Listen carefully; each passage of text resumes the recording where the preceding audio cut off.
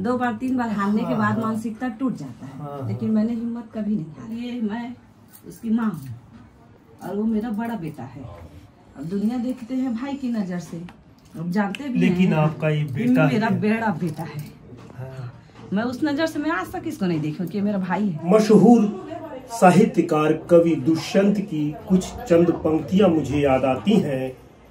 कौन कहता है आसमां में छेद नहीं हो सकता, एक पत्थर तो जरा तबीयत से उछालो यारो। यदि आपके पास दृष्टि हो, दृष्टिकोण हो, तो आपकी सफलता निश्चित है। आसमान को झुकना ही पड़ेगा। नमस्कार, मैं हूं भास्कर मिश्र सीजीवाल से। पिछले 2-3 दिनों से पत्र पत्रिकाओं, टीवी में, यूट्यूब में देखा होगा, एक रिक्शा चालक का पुत्र छत्तीसगढ़ लोक सेवा आयोग में 21वां रैंक हासिल करता है। आज उसी रिक्शा चालक के पुत्र विजय कैवर्त के घर में हम बैठे हुए हैं। आखिर जानना चाहेंगे हम कि उनकी सफलता का राज क्या है, क्योंकि आर्थिक अभाव उनका साथी रहा है। उन्होंने मैकेनिकल इंजीनियरिंग किया, बाद में दर्जी का काम किया और इसी दौरान उन्होंने छत्तीसगढ़ लोक सेवा आयोग में परीक्षा देकर एक कीर्तिमान स्थापित किया है। इस कीर्तिमान से तखतपुर ही नहीं, बिलासपुर बल्कि प्रदेश का एक एक नागरिक गौरवान्वित महसूस करता है। विजय कैवर्त जी, आपको सफलता के लिए बधाई। बहुत बहुत धन्यवाद। आपकी शिक्षा दीक्षा कहाँ हुई? सबसे पहले तो प्रारंभिक शिक्षा मैंने 3री क्लास तक सरस्वती शिशु मंदिर में किया।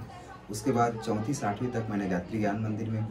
तत्पश्चात आर्थिक स्थिति अच्छी ना होने के कारण मैंने शासकीय बालक हाई स्कूल से अपना 9वीं से 12वीं तक वहाँ पढ़ाई किया। उसके बाद मैंने डॉक्टर CV रमन यूनिवर्सिटी से मैकेनिकल इंजीनियरिंग में अपना ग्रेजुएशन कंप्लीट किया। उसके बाद 2017 से मैं सिविल सेवा के प्रिपरेशन में लग गया। एक बात समझ में नहीं आई, आप मैकेनिकल इंजीनियर हैं और फिर टेलरिंग का काम करने लगे?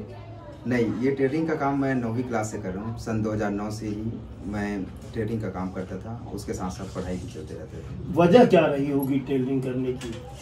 इसके पीछे एक ही रीज़न है। घर की आर्थिक दशा अच्छी नहीं होने के कारण कुछ सुविधाएं जो हैं, जैसे कापी पुस्तक है या अपन को जैसे कॉलेज जाना है, उसके लिए आने जाने का जो खर्चा उठाना है, ये सब कमी के कारण मुझे कहीं ना कहीं ऐसा लगा कि मैं पार्ट टाइम कुछ काम करके कुछ पैसा अर्न कर सकता हूँ, ताकि घर में प्रेशर जो ना रहे। समझ में हम समझना चाहते हैं और हमारा दर्शक समझना चाहता है कि आपको आर्थिक अभाव से टेलरिंग का काम करने लगे, तो परिवार के कितने सदस्य हैं? माँ क्या करती हैं? पिताजी क्या करते हैं? और छत्तीसगढ़ लोक सेवा आयोग की तरफ रुझान क्यों पड़ा?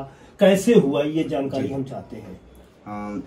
मेरे घर में माताजी का तो बचपन से ही देहांत हो गया था। जब मैं 2.5 साल का था तो घर में पिताजी हैं, मेरी 3 सिस्टर हैं, जिसमें 2 सिस्टर का शादी हो गया है और भाई में मैं सिंगल हूँ। एक सिस्टर मेरी छोटी है। तो बचपन से जो माँ का जो प्यार था वो मेरी बड़ी बहन ने दी है। पूरा जो मम्मी का फर्ज हुआ करता था वो पूरा बड़ी बहन ने निभाई, और पिताजी ने मम्मी और पापा ये दोनों का ही अपने ऊपर कंधा पे भार लेके पूरा मेरा सहयोग दिया है। उन्हीं की बदौलत मैं प्राइवेट स्कूल में पढ़ा हूँ, ताकि ये मत लगे कि अभाव में गवर्नमेंट स्कूल में जाके कि मेरा लड़का नहीं पढ़ पाएगा, ऐसे करके उन्होंने जैसे भी रिक्शा चला के मुझे प्राइवेट स्कूल में डाला और मैंने आज यहाँ तक। कमाने वाला घर में सिर्फ एक सदस्य पिताजी? बिल्कुल। कि बहन भी कुछ काम करती थी? नहीं, उस समय पिताजी ही पूरे काम करते थे, रिक्शा चलाते थे। मैकेनिकल इंजीनियर आपने किया जी, तो आप बेहतर स्कोप था उसमें और आप टेलरिंग को छोड़ सकते थे, तो फिर टेलरिंग ही ज्वाइन किया आपने, मैकेनिकल इंजीनियर को ही छोड़ दिया? हाँ, पहला बात तो ये है कि 12वीं पढ़ने के बाद तखतपुर एक छोटा सा नगर है, तो सोशल परसेप्शन यही रहता है कि जो बच्चा थोड़ा होशियार रहता है तो आपको इंजीनियरिंग करना चाहिए। ये करके इंजीनियरिंग तो पहले कर लिया, सही गाइडलाइंस ना मिलने के कारण। बाद में फिर पता चला पड़ोसी में तहसीलदार रहते हैं राकेश देवांगन। अच्छा। उनसे मुलाकात हुई, उनसे बातचीत हुई, तो फिर बताया कि सिविल सेवा की तैयारी में ये ऐसा ऐसा सिलेबस रहता है, इसको तो पढ़ेगा तो आसानी से लक्ष्य हासिल कर सकते हैं, आसानी से बन सकते हैं। मैं बन सकता हूँ तो तू भी बन सकता है। तो उन्हीं के गाइडलाइंस मिला और मैं फिर इसके मैकेनिकल इंजीनियरिंग को छोड़कर मैं सीविल सेवा की तैयारी। मैकेनिकल इंजीनियरिंग के छोड़े हैं कि उस दिशा में आपने ग्रेजुएट करने के बाद आपने जॉब नहीं पकड़ा है? नहीं, 2016 में मेरा मैकेनिकल इंजीनियरिंग कंप्लीट होने के बाद मैं सीधा उस फील्ड को छोड़ दिया। उसके बाद सीधा सिविल सेवा जॉब में ध्यान ही नहीं दिया इंजीनियरिंग फील्ड पर। तो आप कहाँ काम करते हैं? फिलहाल मैं कल जब बात कर रहा था तो आप काम से लौट रहे थे, सफलता सहायक ये CTO कर आयुक्त बन गए थे, तो उस समय आप कहाँ थे, किस स्थिति में थे जब ये रिजल्ट आपको मिला? जी जी, अभी दीपावली के सीजन के नाम से मैं M साहब टेलर दुकान पे काम कर रहा था। तो 9 बजे तक तो फिलहाल मैं शर्ट ही सिल रहा था। तो उसके बाद खबर लगी कि जैसे ही मैं घर हम लोग दुकान को बढ़ाए, उसके बाद घर जाने के लिए तैयार हुए तो 9:15 के आसपास में मुझे फ़ोन आना स्टार्ट हुआ।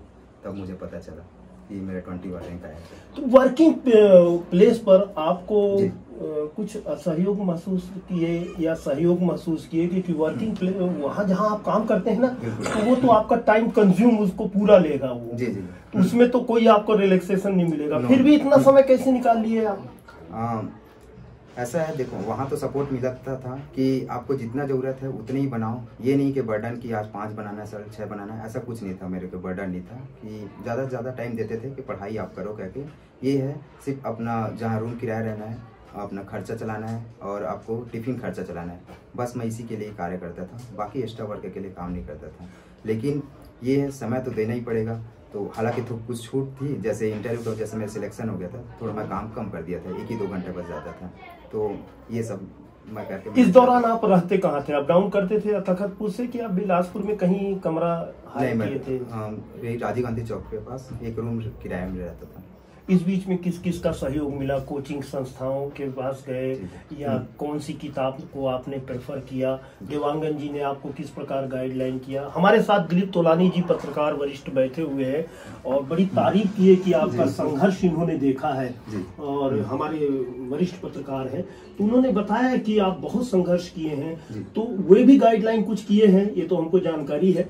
लेकिन पढ़े लिखे लोगों ने जो पत्रकारिता से अलग है वो भी पढ़े लिखे हैं, और हमें जानना चाहते हैं किन किन लोगों ने आपका मार्गदर्शन किया?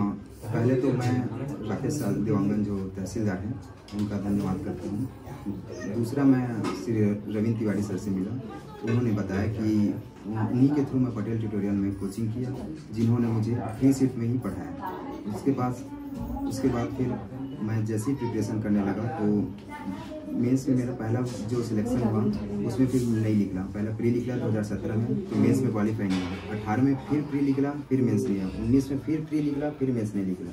इस तरह मुझे हताशा एक आने लगी कि नहीं निकल पा रहा है मेरे से मेंस करके। लेकिन चाचा कहीं ना कहीं मोटिवेट करते थे, मेरी बड़ी सिस्टर और जीजा, इन्होंने कभी फाइनेंशियल के नाम से कमी नहीं होने दी कि चाहे जैसा भी कंडीशन में रहे हम लोग सपोर्ट करेंगे, पैसा की दिक्कत होगा तो मांग लेना। तो अभी भी मेरे पास रायपुर के जाने के लिए इंटरव्यू पैसा नहीं था, मैं सही बोलूँ तो पेंट शर्ट सिलवाना था 2 जोड़ी लेने के लिए, उसके लिए पैसा नहीं। तो फिर कहीं ना कहीं से हम लोग अपना जो हार है उसको बेच कर फिर पैसा अरेंजमेंट किया। हार बेचा? बहन ने तो तब जाके फिर मेरे पैसा मिला, मैं रायपुर इंटरव्यू में तब जाके फिर मैं हासिल। तो आप तो हार गए हैं बहन से। मैं क्या बोलूँ, उन लोग रो रहे थे। मतलब जब मैं यहाँ तक के घर में भी नहीं बताया था कि मेरा इंटरव्यू सिलेक्शन हो गया था। तो फिर कैसे उन्होंने बताया कि हार बेच दिया और आप चल पड़े? एक ही को बस पता था, वो है मेरी बड़ी सिस्टर को, कि मेरा हो गया है, इन लोग के नाम से इन लोग को हार बेचना पड़ गया। तब जाके फिर उन लोग पैसा अरेंजमेंट किया और मेरे को रायपुर भेजा। ये तो बड़ी मार्मिक कहानी हो गई है और ये किताबी बिल्कुल फेरी टेल हो गया है कहानी जो किताबों में हम पढ़ते हैं। बहन का बहुत सहयोग रहा। इस बीच में हम ये जानना चाहते हैं कि आपका सब्जेक्ट क्या रहा? मेंस में ऐसा तो CGPSC जो मेंस होता है उसमें पर्टिकुलर सभी के लिए सब सब्जेक्ट कॉमन रहता है। ये UPSC टाइप का ऑप्शनल सब्जेक्ट इसमें सिस्टम नहीं रहता। तो इसमें 7 सब्जेक्ट रहता है जो कि कंपलसरी रहता है सबके लिए दिलाने के लिए। जब आप छत्तीसगढ़ लोक सेवा आयोग के इंटरव्यू कक्ष के दरवाजे पर खड़े थे, उसका कुछ एहसास आपको है? कुछ शेयर करना चाहेंगे? कैसा महसूस हो रहा था? पहली बार आप इंटरव्यू के दरवाजे थे जी, पहली बार आप इंटरव्यू दिए, पहली बार में आपने सिलेक्शन ले लिया, तो एंट्रेंस के समय आपको कैसा दिल में मन में क्या चल रहा था? पहला दिन तो मेरा 22 तारीख को इंटरव्यू था। 22 सितंबर नहीं, अभी जस्ट 22 अक्टूबर में। 21 तारीख को वेरिफिकेशन के लिए बुलाया था, एक दिन पहले। तो उस दिन तो बहुत अच्छा लग रहा था क्योंकि पहली बार लोक सेवा आयोग के जाने का मौका मिला और बहुत लोग से उस दिन इंटरव्यू भी चल रहा था जिसका पहला दिन था, तो उन लोग से मिलना हो रहा था तो बहुत अच्छा लग रहा था। पहला दिन तो बहुत अच्छा था। 22 को मेरा इंटरव्यू था उस दिन मन में डर लगने लगा अचानक टिप से कि आज मेरा इंटरव्यू क्या क्या, तो एक डर भावना मतलब आने लगी थी थोड़ा सा, क्योंकि मन में जो रहता है, क्योंकि फर्स्ट टाइम इंटरव्यू था। लेकिन धीरे धीरे सब एक साथ बैठे थे तो उतना नहीं लगता था, हालांकि थोड़ा लगा ऊपर नीचे, लेकिन मैं इंटरव्यू के दौरान कंट्रोल कर लिया अपना। इंटरव्यू जब चैम्बर में घुसे तो कितने सदस्य बैठे थे वहाँ? हाँ, उसमें 4 मेंबर रहते हैं, जिसमें से एक मैम थी, बाकी 3 सर थे। सवाल क्या क्या थे कुछ बताएंगे? जी जी, उसमें सबसे पहले तो मुझे ये पूछा गया कि आपका कितना नंबर का इंटरव्यू था, तो मैं बताया फर्स्ट नंबर का, और टाइम पूछे कि चौथा नंबर का है। तो सबसे पहले तो मैं सामाजिक रिलेटेड से पूछे कि मेरा नाम विजय कैबर है, तो आप केवट समाज से भी बिलोंग करते हैं, तो केवट समाज के बारे में पूछे कि आपका तो मछली पालन सबसे अच्छा व्यवसाय है, तो आप प्रशासन में क्यों आना चाहते हैं, उसको छोड़ कर करके। तो उसका मैं आंसर दिया। फिर इसमें सामाजिक प्रतिष्ठा, सम्मान और अपना जॉब सिक्योरिटी अच्छे रहता है। तो भी फिर जो सोनवानी सर का बोर्ड मिला था मेरे को, जी जी जी, तो उनका ये कहना था, तो उसमें भी रहता है यार, कोई भी काम करो, छोटा है बड़ा, प्रतिष्ठा सम्मान तो सब में रहता है। आजकल सरकार तो ऋण योजनाएं सब दे रही है, वो सब छोड़ के फिर इसमें कहा है। तो हालांकि उसका आंसर दिया, तो उसमें भी हालांकि सोनवानी सर जो थे प्रसन्न भी हुए और थोड़ा सा ऊपर नीचे भी हुआ जवाब देने में। सरकार वगैरह की योजनाएं पूछी, मैंने बताया राजीव गांधी को गोधन न्याय योजना, ये 2 योजना बताया। उसके बाद फिर मैडम को ट्रांसफर कर दिए कि अच्छा, मैडम पूछिएगा। मैडम का क्या प्रश्न था? मैडम सबसे पहले क्वेश्चन तो यही पूछा गया कि छत्तीसगढ़ को किस नाम से जाना जाता है और किस किस नाम से। तो मैंने उसको आंसर दिया कि पहला तो यही माननीय भूपेश बघेल जी ने, अपने मुख्यमंत्री जी ने गढ़बो नवा छत्तीसगढ़ एक नाम दिया है। धान का कटोरा कहा जाता है। पुराने समय में चेदीसगढ़ नाम से जाना जाता था, जिसका अपभ्रंश अब छत्तीसगढ़ पड़ा है। मिस्टर चिम से भी कहा है कि शिवनाथ नदी के उत्तर में 18 गढ़ थे, दक्षिण में 18 गढ़ थे, ये 18 गढ़ छत्तीसगढ़ हुआ टोटल, तब जाके फिर छत्तीसगढ़ पड़ा है। और भी कई आंसर दिए। उसके बाद ये क्वेश्चन पूछा गया कि भाषा शब्द की उत्पत्ति कौन से शब्द से हुई है। छत्तीसगढ़ में कबीर पंथ के संस्थापक कौन थे। सतनाम पंथ के बारे में भी पूछा गया है। तिलरी को महिलाएं शरीर के किस अंग में पहनती है, ऐसा भी क्वेश्चन। मैंने लगभग सभी क्वेश्चन, किसी क्वेश्चन में सॉरी नहीं कहा, सबका आंसर दिया था। निकलने के बाद जब कितने क्वेश्चन हुए रहे होंगे उसमें आपके? मेरा 4/22 में मैं एंट्री किया था। 4 में एंट्री किया, 4/22 में कम से कम 22 मिनट हम लोग का इंटरव्यू चला है। कितने क्वेश्चन हो गए होंगे?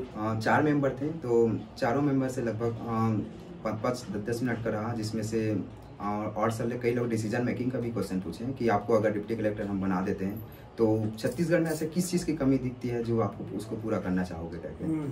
तो इस पर मैंने आंसर भी दिया कि मुझे शहरी क्षेत्र में अलग कमी दिखती है और ग्रामीण क्षेत्र में अलग कमी नजर आती है। तो पूछे कैसे? जैसे मैं बिलासपुर में रहता हूँ, तो वहाँ सीवरेज की समस्या आज भी दिखती है, ट्रैफिक समस्या दिखती है, अरपा में अभी भी प्रदूषण जारी है। हम लोग का मजदूरी क्षेत्र से सबसे ज़्यादा पलायन अभी भी होता है छत्तीसगढ़ में। तो फिर वही ग्रामीण क्षेत्र में देखा जाए तो गरीबी अभी भी ज़्यादा है, अशिक्षा की कमी है। तो पूछे फिर इसको दूर कैसे कर सकते हो। तो फिर इसका कुछ मैं रीज़न दिया कि जितने भी सरकार की योजनाएं चल रही है उसको मैं ज़मीनी स्तर पर क्रियान्वयन करने की कोशिश करूँगा। अंतिम से अंतिम व्यक्ति तक जो उस तक पहुँच नहीं पा रहे हैं, तो वहाँ तक के मैं पहुँचाने की कोशिश करूँगा। तो इस पर फिर वाद विवाद हुआ। जब 4/22 पर आप बाहर निकलते हैं जी, और शायद पहला या अंतिम दिन था इंटरव्यू का कि पहला दिन था? सेकेंड डे जी। उसके बाद आपको क्या महसूस हुआ कि मैं सिलेक्शन ले रहा हूँ? हाँ, ये तो था कि मेरे हॉबी सेक्शन से पूछा गया, तो उसमें कहीं ना कहीं लास्ट जो सर थे उसमें तो पॉजिटिव थिंकिंग था। कम से कम 10 मिनट तो मेरा सिलाई सेक्शन में ही चला गया कि आप कहाँ सिलाई करते हो करके पूछे कि, तो मैं बताया था एम साहब टेलर महाराणा प्रताप चौक में करते हैं। तो उसमें ये भी पूछा गया कि क्या क्या बनाते हो आप ऐसे करके। तो मैंने बताया कि लेडीज़ एंड जेंट्स दोनों वर्क करता हूँ। तो उनको बातचीत कुछ ज़्यादा ही अंदर गया कि लेडीज़ आप में क्या क्या बनाते हो। तो मैं बताया कि सलवार सूट, ब्लाउज, और जेंट्स में आपकी साड़ी और बंगाली वगैरह। तो उसमें ये भी पूछा कि उसमें पैसा कितना कितना मिलता है कहके। तो बताया अलग अलग चीज़ पे अलग अलग मिलता है। जैसे शर्ट बनाओगे तो आपको 100 मिलेगा, ब्लाउज बनाओगे तो 90 रुपये मिलेगा। यानी पूरी आपकी व्यवसाय की स्टोरी पूछ कब से कर रहे हो। तब फिर समझ आ गया कि आप सिलाई के साथ साथ पढ़ाई भी करते थे, तब इतना टाइम लग गया पहुंचने में। फिर मेरा घर का बैकग्राउंड पूछने लगे कि पिताजी क्या करते हैं ऐसे करके। तो ये कंडीशन मेरा पॉजिटिव थिंकिंग रहा था वहाँ पे। ये यहाँ पर आपके प्रति थोड़ा सा लोगों का मार्मिक नहीं प्रतिभा थी, तब आप सिलेक्शन लिए हैं, ये थोड़ा सा जुड़ाव का विषय हो जाता है। जी जी। अब ये जब आप सिलेक्शन ले लेते हैं और एम साहब के टेलर के दुकान में रहते हैं, आपको जानकारी मिलती है, पिताजी को पता कब चला, बहन को पता कब चला? पहले तो 7 तारीख को मेंस का रिजल्ट आया था, तो घर में मैं सिर्फ बड़ी सिस्टर को ही बताया था कि मेरा इंटरव्यू सिलेक्शन हो गया था। बाकी घर ना तो कोई भी दोस्त को बताया था, ना तो घर में पिताजी को बताया था कि मेरा हो गया करके, क्योंकि 1 बार 2 बार 3 बार निरस्ता हाथ में आ गई थी कि मेरे से नहीं लिखा रहा। तो मैं उनको सरप्राइज देना चाह रहा था कि मैं जब बन जाऊंगा तो बताने की जरूरत नहीं है, खुद में खुद पता चल जाएगा करके। तो बड़े कड़े जीव हैं यार आप तो, यानी सब सफलता भी छिपा कर रखे थे आप। हाँ सर बिल्कुल। हाँ, क्योंकि कहीं ना कहीं फिर से, क्योंकि 3 गुना बुलाए रहते हैं इंटरव्यू पे, तो 1 गुना को लेना रहता है, 2 गुना साइड होना रहता है। तो हालांकि भरोसा तो था हो जाएगा, लेकिन जब रिजल्ट आएगा तब फिर माना जाएगा कि इस पूरे सफलता का श्रेय अगर मैं कहूं कि किसको दोगे? कितने नाम है आपके पास इस सफलता के? हर स्टेप में सफलता है, जी। माँ बाप तो होते ही हैं। अगर लब्बो आप मैं पूछूं कि इस पूरे कैनवास में कौन कौन आपका सहयोग किया? जी, सबसे पहले तो मेरे पिताजी है जो मुझे बचपन से पढ़ाया लिखाया है। उसके बाद मेरी बड़ी सिस्टर और जीजा जी जिन्होंने फाइनेंशियल सपोर्ट किए पूरा। उसके साथ साथ रविंद्र तिवारी सर जी, राकेश चाचा जो थे, और दोस्त लोग जो थे जिन्होंने कभी ना जैसे ज़रूरत पड़ गया 500 रुपये ज़रूरत, 1000, तो आपातकालीन जैसे सुमेन देवांगन है, राज बिहारी है, उमा शंकर है, इन लोगों ने देवांगन है, इन लोगों ने कहीं ना कहीं मुझे कुछ ज़रूरत पड़ जाती थी जिसको मैं छोटे छोटे चीज़ पर अपने जीजा जी से या सिस्टर से पैसा नहीं मांगता था। तो इन्होंने फाइनेंशियल मेरे सपोर्ट किया और मोटिवेट किया। आपको मालूम तो हो गया होगा सहायक कर आयुक्त क्या होता है? जी जी। पिताजी को मालूम पड़ा कि नहीं कि सहायक कर आयुक्त क्या होता है? नहीं, ऐसे तो पता ही नहीं है कि पीएससी में क्या क्या पोस्ट होते हैं। तो हम लोग पूछे कि बेटा किसमें हुआ है, तो आप कैसे बताए हैं कि सहायक कर आयुक्त? पहले उसको सीटीओ कहा जाता था, जी जी, कमर्शियल टैक्स ऑफिसर। जी। जब से जीएसटी लागू हुआ जी। तो वो सहायक कर आयुक्त हो गया। पिताजी को समझाए कि ये सहायक कर आयुक्त बहुत बड़ा पोस्ट है? नहीं, पहले तो अभी तो 2 दिन से इतना ज्यादा व्यस्तता हो गई कि हम दोनों के बीच में अभी बातचीत ही नहीं हो पाया है। अच्छा। हाँ, क्योंकि कल शाम में ही मैं यहाँ आया हूँ। उसके बाद जो भी कार्यक्रम वगैरह चला तो 10-11 बजे तक तो कार्यक्रम वगैरह हुआ। तो उसके बाद फिर सोना हो गया पिताजी का। मैं आया तो घर में सो गए थे, फिर मैं भी सो गया। सुबह उठा तो नहाया धोया, तो तब तक वो निकल गए थे अपना नहाने धोने के लिए, और फिलहाल तो मैं यहाँ बैठा हूँ। आप शहर के वरिष्ठ पत्रकारों में गिनती हो, सीजीवाल के आप संवाददाता भी हैं, और आपने इनका बचपन देखा होगा। जिस सफलता पर आज सवार है विजय कंवर, इस सफलता की उम्मीद आपको थी क्या? बहुत मैं शुरू से जान रहा था कि लड़का आगे चलकर कुछ न कुछ बनेगा। जब 10वीं का रिजल्ट आया तो इसने सभी को चौंका दिया था, इसने टॉप किया था, और इसके बात करने का तरीका और इसकी लगन को देखकर लग रहा था कि जरूर बहुत अच्छी जगह पर जाएगा। और आज फिर से इसने चौंकाया कि ये बहुत अच्छी पोस्ट पे चला गया। इसकी सफलता का राज क्या है विजय कैवर्त की? मैं देख रहा हूँ बहुत बड़े बड़े लोग, एसी, टेबल, कुर्सी, सारी सुविधाएं होती हैं। यहाँ ऐसा तो कुछ नहीं मिला, फिर भी ये सफल है। इस सफलता का राज क्या है?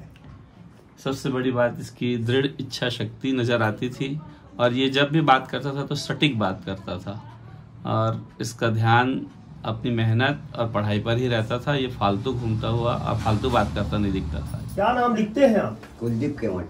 आपका लड़का क्या बन गया है, पता है आपको? अभी उनसे बातचीत तो नहीं हुआ है बाबू। आपका लड़का आपके बगल में बैठा है, देख लीजिए, कैमरे के सामने से हट जाते हैं। हाँ। अधिकारी बन गया है, बहुत बड़ा अधिकारी। हाँ बाबू। तो क्या बना है, पूछे हैं उनसे? तो अभी तो पूछा नहीं हो बाबू, बस सुना हूँ, ऐसे नाते कुछते आते देखा हूँ। आपको विश्वास था कि आपका लड़का कुछ बड़ा बनेगा?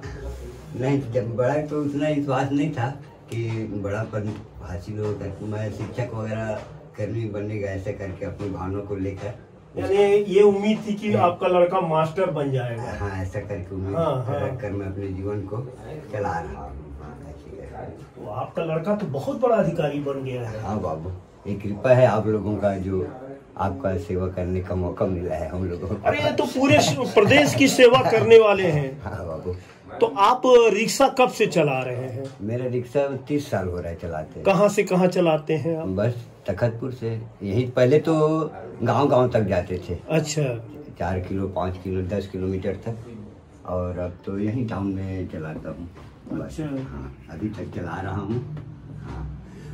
आपका लड़का विजय कैवर्त कहते हैं कि मुझे अपने पिताजी तो बड़ा नाज है, और वो तो खुल के बताते हैं कि मेरे पिताजी रिक्शा चालक थे, रिक्शा चालक हैं। आपको अपने बेटे पर कितना नाज है?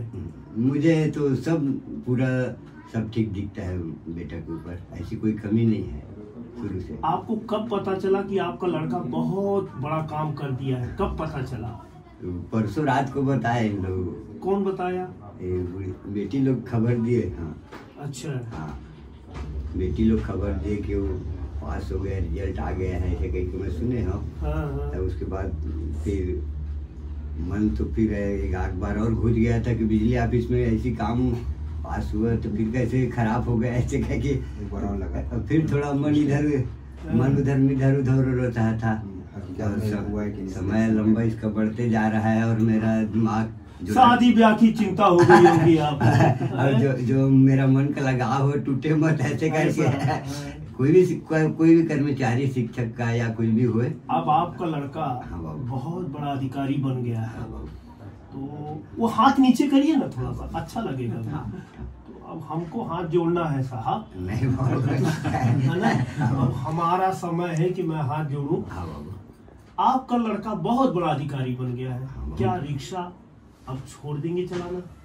अब आपके ऊपर है बाबू, बच्चे के ऊपर है। जैसे है बच्चे कहेंगे है कि नहीं। हाँ, अब बच्चे को मैं चला रहा था, अब बच्चे मुझे बच्चा तो आपके चरणों पर है, पैर पर है, बहन के आपके पैर पर पड़ा है वो, तो अब रिक्शा चलाना छोड़ देंगे? हाँ बाबू, बच्चे कहेंगे। उम्र भी बहुत हो गई है। मैं देख रहा था इसी रास्ते को कि बच्चे का कोई मजबूत काम लग जाता तो आशा, ये हड्डी तोड़ मेहनत खत्म हो जाती है, और दूसरे काम करने का इच्छा भी नहीं होता। तो मैं सोच रहा हूँ जब तक चलेगा पर तब तक इसको खींचूंगा, उसका काम लग जाए उसको। वो मुझे तंग नहीं कर रहा है तो मैं भी उसको तंग नहीं कर। बिल्कुल तंग नहीं किया। हाँ, तो मैं भी उसको तंग करना छोड़ दिया। अच्छा। हाँ, ऐसी चले। तो अब शादी ब्याह की चक्कर चलेगी कैवर्त साहब? हाँ बाबू, अब देख रहा हूँ जैसा समय आप लोग बाबू बताएंगे वैसे। तो नौकरी वाली बहू चाहोगे कि बिना नौकरी वाली? जो कार्य करता रहे बाबू के हिसाब से अपना जाने बाबू चलाएंगे भैया। मैं तो अब जो हो गया मेरा। आइए अब हम बात करते हैं विजय कैवर्त की बड़ी बहन स्वाति कैवर्त। स्वाति कैवर्त वह नाम है जो अभी अभी हमने बातचीत के दौरान पता चला हमें कि जब विजय कैवर्त रायपुर इंटरव्यू देने जा रहे थे तो अपनी हार बेचकर विजय कैवर्त को कपड़े बनवाए, किराए दिए और रायपुर की तरफ रवाना किए। क्या नाम लिखती हैं आप? स्वाति कैवर्त। आप बड़ी बहन हैं। आपको कब पता चला कि आपका भाई तीर मार दिया है? मेरे को 10:30 बजे पता चला, रात को। जी, मेरा सुबह से व्रत था। हाँ। कि आज मेरा भाई का रिजल्ट आने वाला है करके। हाँ। तो मेरे को जब रिजल्ट ये फोन किया मेरे को 10:30 बजे, तो मैं फोन को नहीं उठा रही थी कि सोच रही थी कि 3 बार रिजेक्ट हो चुका है, प्री तो निकाला, मेंस में ऑफ हो जाता है ऐसे करके।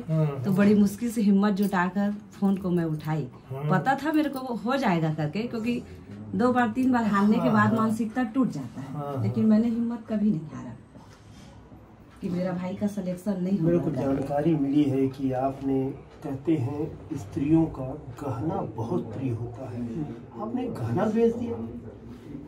आप गहना बोल रहे हो? अगर सारी दुनिया एक तरफ रखे, मेरे 3 बच्चे और मेरे पति और मेरा भाई एक तरफ, अगर दोनों में से एक चुनना पड़े ना, मैं अपना भाई को ही चुनूंगी। हाँ, उसके लिए मैं उसकी माँ हूँ और वो मेरा बड़ा बेटा है। अब दुनिया देखते हैं भाई की नजर से, अब जानते भी लेकिन हैं आपका ये बेटा मेरा है। बड़ा बेटा है। हाँ। मैं उस नजर से मैं आज तक इसको नहीं देखी कि मेरा भाई है, क्योंकि ये जब 3 साल का था और मेरे पापा माँ की उम्र मात्र 35 साल की थी और मैं 12 साल की थी, तब से माँ का देहांत। थोड़ी सी भी संकोच नहीं हुआ कि हमने हार बेच दिया? पति से भी नहीं पूछा? मेरे को जीवन साथी ऐसा मिला है कि दुनिया में हर को मिले, क्योंकि मैं जितना सपोर्ट अपना मतलब भाई का की हूँ, उससे ज़्यादा सपोर्ट मेरे पति ने मेरे किया है। कि मेरे को पूछने का जरूरत नहीं कि मैं पैसा इसको दूं आज कि नहीं दूं। हमेशा सपोर्ट किए मेरा पति। और मेरे से पहले तत्पर रहते कि अभी बिलासपुर में रहता था किराया में, तो उसके लिए रोज टिफिन खाना मैं बनाती थी और उसको भेजती थी, अपना खाता था और इसके लिए लेकर आता था। और जहाँ पे पेपर दिलाने गया वहाँ पर भी उसके लिए टिफिन लेकर जाता था। तो आप तो हार बेचे हैं, वो तो पूरा जीवन आप पर हार गया है। कैसा लग रहा है उसकी सफलता पर? मुझे तो मैं क्या बताऊँ कि मेरी परवरिश आज रंग लाई है ना। जैसे कि लोग बोलते थे कि क्या करेगा, पूरा पैसा उसके ऊपर लुटा रही है। ससुराल वाले भी बोलते थे, ताने देते कि भाई अपने बच्चों का भविष्य बिगाड़ रहा है भाई के पीछे, अपना पति का मेहनत बिगाड़ रहा है अपने भाई के पीछे। तो मैं सबको बोलती कि एक दिन कुछ बनेगा मेरा भाई तो आपका मुंह तो वैसे ही बंद हो जाएगा। जब मेरा पति मेरे साथ है तो दूसरे की जरूरत ही क्या है।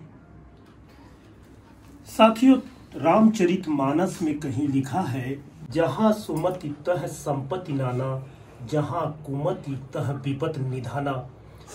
विजय केवर्त के परिवार में बहन है, भाई है और कमोबेश हर घर में ऐसा ही परिवार होता है। बहन होती है, भाई होते हैं, पिता होती है, माँ होते हैं। इससे बड़ी बात यह है कि विजय केवर्त के परिवार में सुमति है और सबसे बड़ी सुमति का परिणाम ये निकलता है कि विजय केवर्त सहायक कर आयुक्त बन जाते हैं। इसमें बहन का त्याग होता है, पिता की उम्मीदें होती है, सारे लोगों की दुआएं होती हैं। अब आने वाले समय में विजय केवर्त अपने परिवार के लिए क्या कुछ करते हैं, उनकी त्याग का कितना मूल्य रखते हैं, वो आने वाला ही समय बताएगा। तखतपुर से दिलीप तोलानी के साथ भास्कर मिश्रा की रिपोर्ट।